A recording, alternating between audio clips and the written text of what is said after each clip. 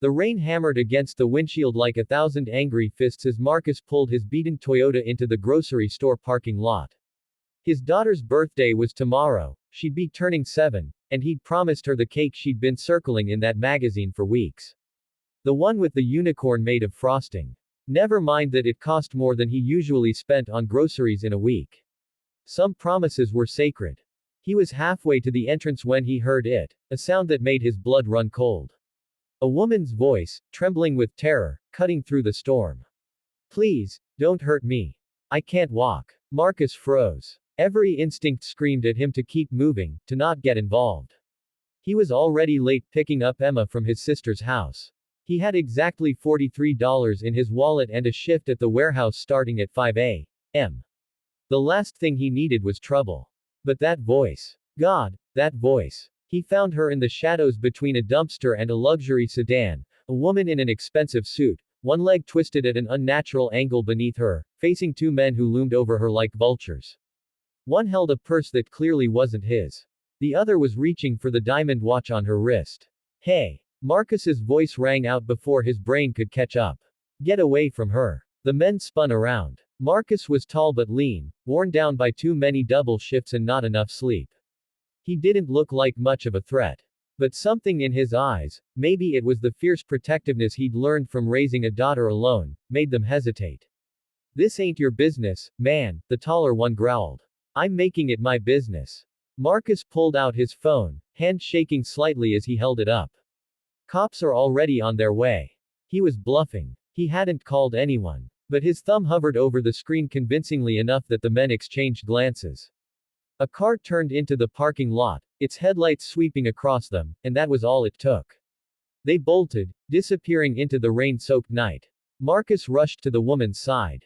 Up close, he could see the blood seeping through her torn stockings, the way she was trying desperately not to cry out in pain. Her face was pale, shocked, but there was something else there too, a kind of fierce intelligence that hadn't been dimmed by fear. It's okay. You're safe now, he said gently, kneeling beside her in the puddles. Where are you hurt? My leg. I think it's broken. Her voice was steadier now, but her hands were trembling. I was getting into my car when they came out of nowhere. I tried to run and I fell. They just kept demanding my jewelry, my bag. Don't worry about that now. We need to get you help. Marcus dialed 911 for real this time, giving them the location while he shrugged off his jacket and draped it over her shoulders. It was threadbare and probably smelled like warehouse dust, but it was warm. Thank you, she whispered, and something in those two words carried more weight than he'd expected.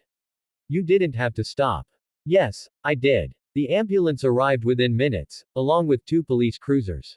As the paramedics carefully loaded her onto a stretcher, she caught Marcus's arm. I'm Victoria Chen, she said. Please, I need your contact information. I want to thank you properly. Marcus felt uncomfortable suddenly. That's not necessary, really. I'm just glad you're okay. Please. Her grip was surprisingly strong. You saved my life tonight. The least I can do is say thank you. He scribbled his number on a piece of paper the paramedic handed him, certain he'd never hear from her again. Rich people always said things like that in the moment. By tomorrow, she'd have forgotten all about the scruffy guy in the parking lot. But 3 days later, his phone rang. Mr.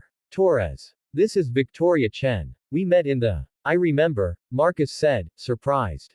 He was on his lunch break, sitting in his car with a sandwich he'd made that morning.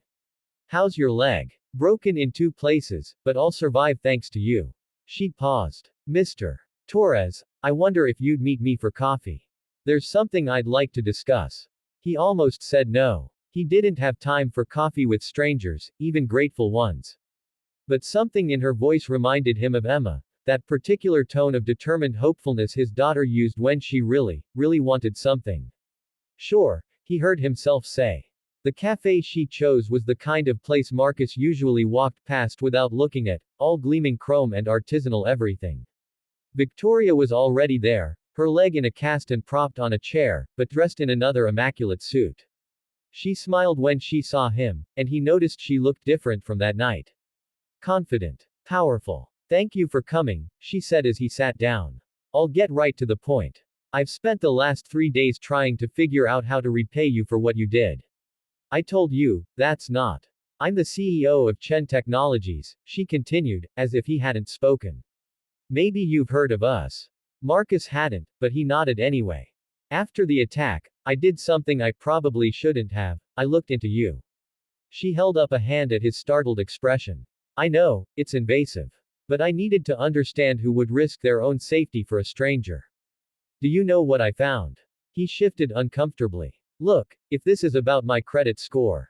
I found a single father working 2 jobs to support his daughter. A man who volunteers at the local youth center every Saturday despite being exhausted. Someone who's been on a waiting list for a better apartment for 2 years because he wants his child to grow up in a safe neighborhood. Her eyes were bright with emotion. I found someone who's been invisible to the world despite being exactly the kind of person it needs more of. Marcus felt heat creeping up his neck. I'm just doing what anyone would do. But that's where you're wrong.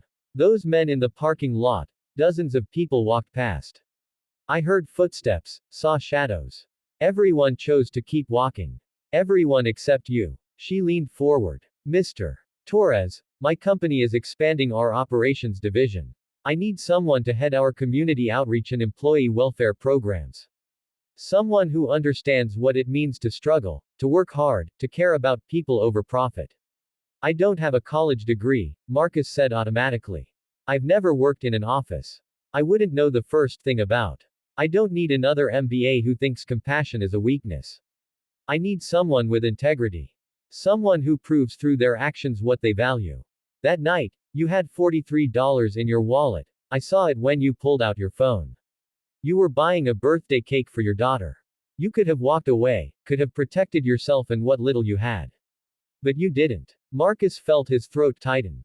She wanted the unicorn cake. I'd promised. Did she get it? He smiled despite himself. Yeah. Had to skip lunch for a few days, but yeah.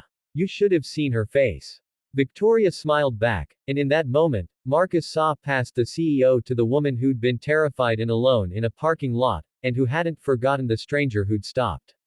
The position starts at $90,000 a year, with full benefits and a signing bonus of $10,000. You'd have reasonable hours, your own office, and a real opportunity to make a difference in people's lives. She slid a folder across the table. This isn't charity, Mr.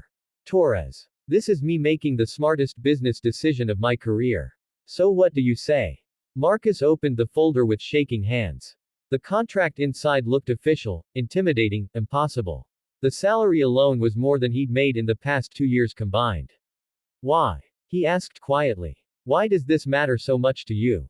Victoria's expression softened. Because 20 years ago, I was a frightened immigrant girl whose family had nothing.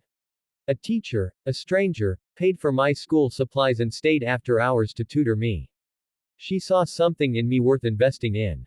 She changed the trajectory of my entire life. Her voice caught. I've been looking for a way to pay that forward ever since. And then you appeared in that parking lot, and I realized, kindness isn't something you can manufacture in corporate training sessions. It's something you recognize and nurture when you find it. Marcus thought about Emma, about the cramped apartment and the secondhand clothes and the way she never complained, just smiled and told him he was the best dad in the world. He thought about the man he wanted her to grow up seeing, someone who took chances, who believed in second chances, who understood that sometimes the universe handed you a gift and the only sane response was to say yes. When do I start? He asked. Victoria's smile could have lit up the entire city. 6 months later, Marcus stood in his new office. Nothing fancy, but it had a window and a door that closed and a desk that didn't wobble, looking at the photo Emma had drawn for him. It showed 2 stick figures holding hands under a rainbow. At the bottom, in her careful 7-year-old handwriting, she'd written, "My hero dad." His phone buzzed. A text from Victoria. Board meeting in 10. Ready to present your proposal for the scholarship fund. Asterisk. Marcus smiled. The scholarship fund was his idea, a program to help single parents pursue education and career advancement.